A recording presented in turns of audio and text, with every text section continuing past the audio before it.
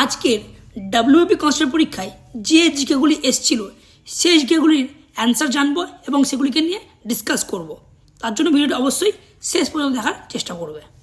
এই যে প্রশ্নটা তোমরা দেখতে পাচ্ছ, ইউএনের নিরাপত্তা পরিষদ বা সিকিউরিটি কাউন্সিলের স্থায়ী সদস্যের সংখ্যা কত?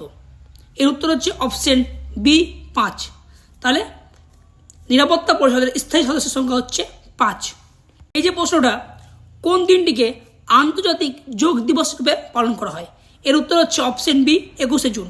তাহলে 21শে জুন আন্তর্জাতিক যোগ দিবস হিসেবে পালন করা হয়। তারপর প্রশ্নটা দেখতে পাচ্ছ, ননস্টিক রান্নার বাসনপত্র কি দিয়ে আচ্ছাদিত করা থাকে? এর উত্তর হবে অপশন এ টেফলন। তাহলে ননস্টিক রান্নার বাসনপত্র টেফলন দিয়ে আচ্ছাদিত করা থাকে। তাহলে পরের কোশ্চেনটা তোমরা দেখতে পাচ্ছ অনেকটা ইজি কোশ্চেন। নিচের কোন বিদ্রোহটি সিধু ও কানুর সাথে সম্পর্কিত? এর উত্তর হচ্ছে অপশন এ সাঁওতাল বিদ্রোহ। তাহলে সিধু কানু সাঁওতাল বিদ্রোহের সাথে জড়িত ছিলেন। তারপরের প্রশ্নটা দেখতে পাচ্ছ, পার্লামেন্টের দুটি অধিবেশনের সময় ব্যবধান কত মাসের বেশি বা কত দিনের বেশি হওয়া উচিত নয়? এর উত্তর হচ্ছে অপশন ডি 6 মাস। তাহলে পার্লামেন্টের দুটি অধিবেশনের সময়কাল 6 মাসের বেশি হওয়া উচিত নয়। এই যে প্রশ্নটা দেখতে পাচ্ছ, জাল্লিকট্টু উৎসব কোন রাজ্যের সাথে সম্পর্কিত? এর উত্তর হচ্ছে অপশন ডি তামিলনাড়ু। তাহলে জাল্লিকট্টু উৎসব তামিলনাড়ু রাজ্যের সঙ্গে সম্পর্কিত। নেক্সট কোশ্চেন তোমরা দেখতে পাচ্ছ, নিচের বায়ুমণ্ডলের কোন স্তরটিতে সর্বাপেক্ষা বেশি আবহাওয়া সংক্রান্ত ঘটনা সংঘটিত হয়? এর উত্তর হচ্ছে ট্রপোস্ফিয়ার। ট্রপোস্ফিয়ারে অপশন সি ট্রপোস্ফিয়ারে সর্বাপেক্ষা বেশি আবহাওয়া সংক্রান্ত ঘটনা সংঘটিত হয়। পরের প্রশ্ন, লিফটের আবিষ্কর্তা কে? লিফটের আবিষ্কর্তা হচ্ছে অপশন ডি ইজি ওটিস।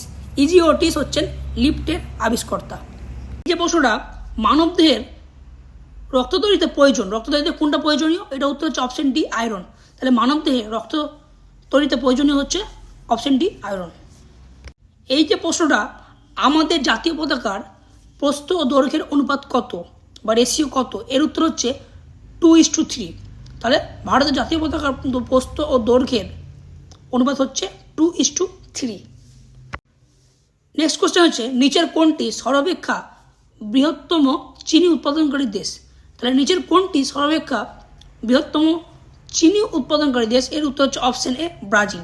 ব্রাজিল হচ্ছে বিশ্বের বৃহত্তম চিনি উৎপাদনকারী দেশ। কোন বছর ভারতের জাতীয় কংগ্রেসের অধিবেশনে প্রথম বন্দে মাতরম গাওয়া হয়েছিল? এর উত্তর হচ্ছে অপশন বি 1896। তাহলে 1896 সালে জাতীয় কংগ্রেসের অধিবেশনে প্রথম বন্দে মাতরম গাওয়া হয়েছিল। আর জাতীয় সঙ্গীত কবে গাওয়া হয়েছিল? এটা হবে 1911 সালে। নীতি আয়োগের চেয়ারপারসন কে? নীতি আয়োগের চেয়ারপারসন হচ্ছেন প্রধানমন্ত্রী। নীতি আয়োগের চেয়ারপারসন হচ্ছেন প্রধানমন্ত্রী। অপশন ডি প্রধানমন্ত্রী। নিচের কোনটি বিশ্বের বৃহত্তম উপসাগর? এর উত্তর হচ্ছে মেক্সিকো উপসাগর।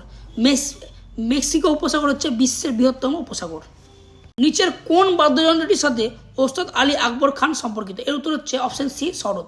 তাহলে অপশন সি সরোদের সঙ্গে ওস্তাদ আলী আকবর খান যুক্ত। পরের প্রশ্ন, নিচের কোন নদীগুলি সূত্রপাত হয় একই জায়গা থেকে? এর উত্তর হচ্ছে অপশন বি ব্রহ্মপুত্র এবং সিন্ধু। ব্রহ্মপুত্র এবং সিন্ধু কৈলাস মাউন্টেনের ওখান থেকে দুজনেরই সৃষ্টি হয়েছে। এটা উত্তর হচ্ছে অপশন বি। পরের প্রশ্ন, কোন রাজ্যগুলি ভারতবর্ষের কোন রাজ্যগুলি বাংলাদেশের সঙ্গে সীমানা স্পর্শ করেছে? এর উত্তর হচ্ছে অপশন সি পশ্চিমবঙ্গ, আসাম, ত্রিপুরা, মিজোরাম এবং অবশ্যই মেঘালয় করেছে। এই 5টা এবং মেঘালয় এই 5টা স্টেট তোমার বাংলাদেশের সঙ্গে বর্ডার শেয়ার করেছে। এখানে যেহেতু 4টে আছে অপশন সিতে, পশ্চিমবঙ্গ, আসাম, ত্রিপুরা, মিজোরাম, তার জন্য অপশন সিটা সঠিক হবে। তারপরের প্রশ্ন, আবুল ফজলের আকবরনামা লেখা হয়েছিল কোন ভাষাতে? এটার উত্তর হচ্ছে অপশন ডি ফার্সিতে। তাহলে আবুল ফজল ফার্সি ভাষায় আকবরনামা লিখেছিলেন। শাহজাহানের 4 পুত্রের মধ্যে কে অথর্ববেদ অনুবাদ করানোর ক্ষেত্রে স্বীকৃতি পান? এর উত্তর হবে অপশন বি দ্বারা এর অনুবাদ করেছিলেন। ঠিক আছে। এই যে প্রশ্নটা, নিচের কোন পরিপাককারীর এনজাইম মানুষের লালারসে উপস্থিত? এর উত্তর হচ্ছে অপশন এ অ্যামাইলেজ। ঠিক আছে, উত্তর হচ্ছে অ্যামাইলেজ। নিচের কোন দুটি গ্রহ পৃথিবীর তুলনায় সূর্যের নিকটবর্তী?